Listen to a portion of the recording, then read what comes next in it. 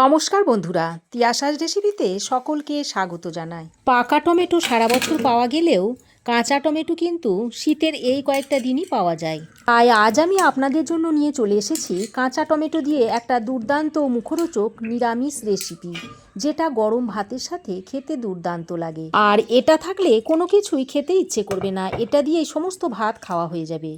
আর এটা খেলে মুখের রুচিও ফিরে আসবে। আর এই রান্নাটা তৈরি করাও কিন্তু খুব সহজ, খুবই কম সময়ে আর নামমাত্র তেল মশলায় রান্নাটা হয়েও যায়। তো এখানে আমি বেশ কয়েকটা টমেটো নিয়েছি আর কাঁচা টমেটো নিয়েছি। এবার আমি এই টমেটোগুলোকে মাঝখান দিয়ে কেটে নিচ্ছি। আর প্রত্যেকটা টমেটোকে আমি 6 টুকরো করে কেটে নিচ্ছি। আর এই টমেটোগুলোর মধ্যে যেগুলো সাইজে ছোট আছে সেগুলোকে আমি 4টে করে টুকরো করে নিচ্ছি। তো একইভাবে সমস্ত টমেটোগুলোকে আমি কেটে নিয়েছি। এবার টমেটোগুলোকে একটা পাত্রে তুলে নিচ্ছি। আমি টমেটোগুলো আগে ধুয়ে নিয়েছিলাম, তাই কাটার পর টমেটোগুলোকে আর ধোবো না। এবার টমেটোটাকে এক সাইডে সরিয়ে রেখে এবার আমি এখানে 2টো আলু নিয়েছি। এই আলু দুটোকে একটু পাতলা পাতলা করে কেটে নেব। এইভাবে আলুগুলোকে একটু পাতলা আর লম্বা করে কেটে নেব।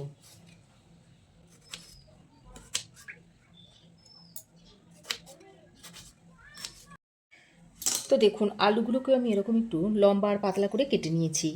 এবারে আলুগুলোকে একটু ধুয়ে নেব। এবার আমি একটা মশলা তৈরি করে নেব। তার জন্য একটা মিক্সিং জার নিয়ে নিয়েছি।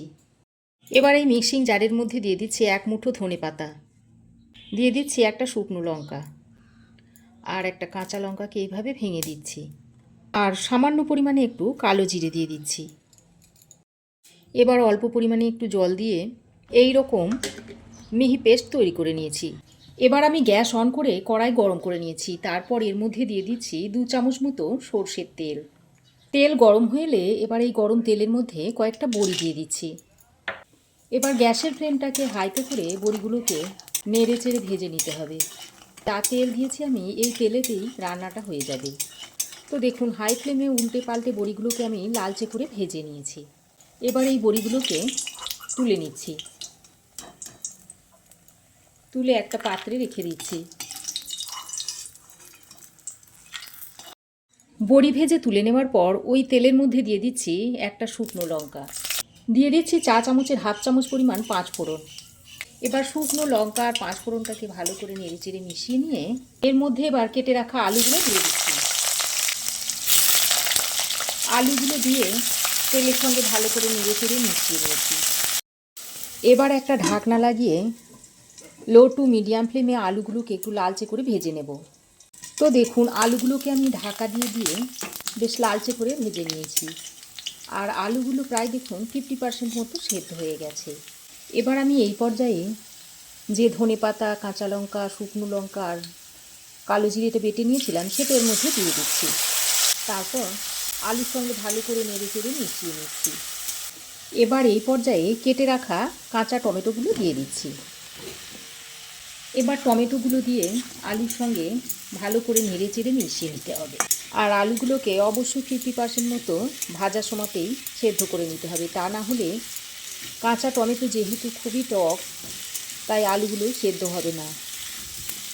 তাই আগে আলুগুলোকে সেদ্ধ করে তারপর কাঁচা টমেটোগুলো দিয়ে দিতে হবে। তো দেখুন, আলু আর কাঁচা টমেটো ভালো করে নেড়ে চেড়ে মিশিয়ে নিয়েছি।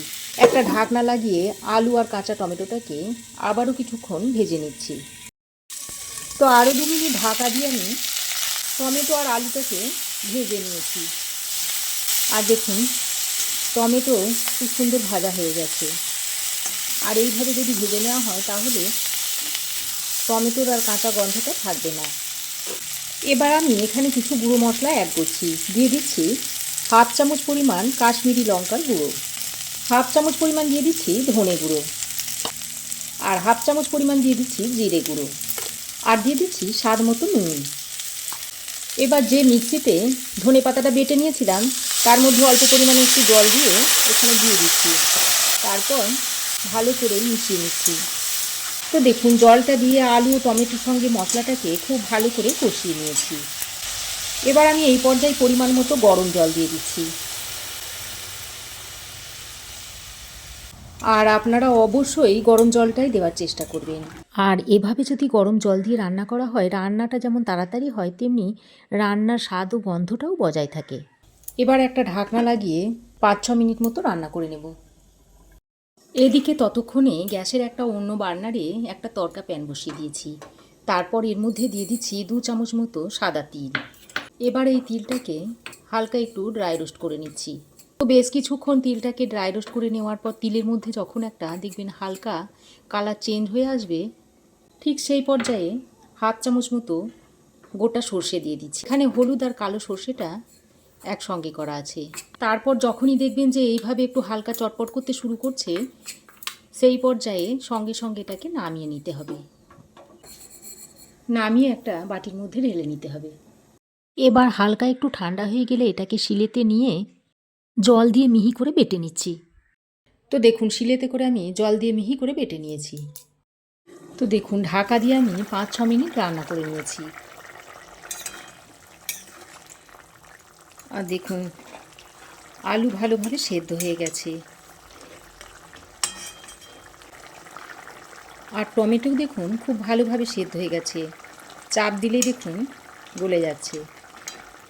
টমেটো এরকম গোটা গোটা থাকবে অথচ সেদ্ধ হয়ে যাবে। ঠিক এই রকমই রাখতে হবে।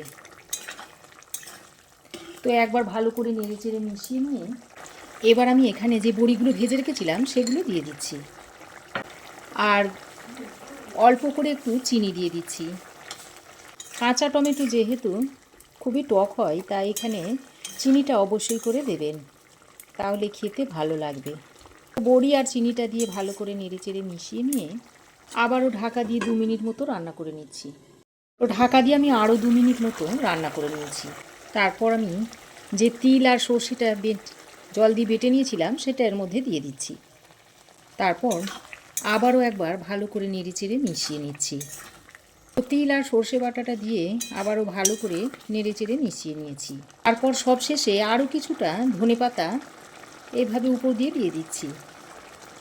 তবে আপনারা চাইলে এখানে কাঁচা সর্ষের তেলও দিতে পারেন, তবে আমি আজ দিচ্ছি না।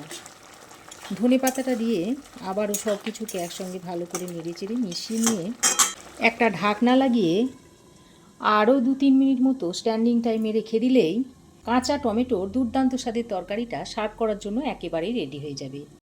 এবার আপনারা এই কাঁচা টমেটোর তরকারিটা গরম ভাতের সঙ্গে সার্ভ করতে পারবেন। তো ভালো লাগলে আপনারাও একবার এইভাবে তৈরি করে দেখতে পারেন। তারপর একটা কমেন্ট করে জানাবেন। আশা করছি আপনাদেরও ভালো লাগবে। তো রেসিপি কেমন লাগলো অবশ্যই একটা কমেন্ট করে জানাবেন। ভালো লাগলে একটা লাইক ও শেয়ার করবেন। পাশে থাকা বেল আইকনটাও অবশ্যই প্রেস করে দেবেন। চ্যানেলে যদি নতুন হয়ে থাকেন তো প্লিজ চ্যানেলটাকে সাবস্ক্রাইব করার অনুরোধ রইল।